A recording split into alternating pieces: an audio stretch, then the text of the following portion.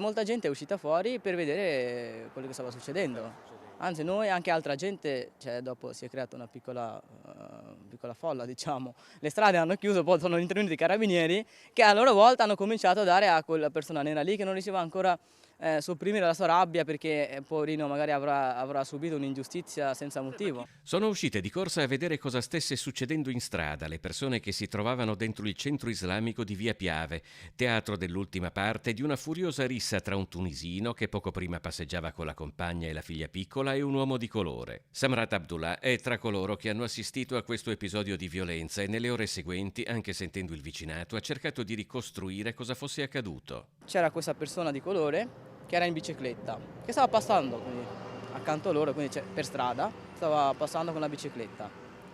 Poi il signore, cioè il marito di questa famiglia, gli spruzza in faccia qualcosa e lui non capisce come mai. Certo è che da un piccolo episodio è scoppiata una rissa furibonda che da via Edmondo de Amicis è arrivata in via Piave fino a provocarne la chiusura al traffico. Sia il tunisino, quell'uomo, e sia questa persona di colore si danno di santa ragione. Iniziano la rissa da quell'angolo lì e finiscono qua.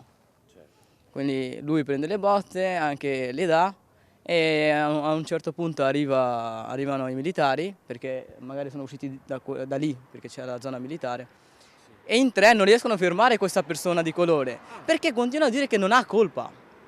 Cioè continua a dire che lui ha subito un torto. Entrambi gli uomini avevano addosso evidenti segni della lotta, racconta Samrat. Naturalmente spetta agli inquirenti chiarire i fatti nello specifico, ma è inevitabile che nel quartiere un fatto così violento abbia stimolato l'interesse dei residenti a capire cosa fosse successo. Mi è sembrato che una famiglia che cammina pacificamente viene aggredito da una persona malvagia di colore straniera senza motivo, però il motivo c'è.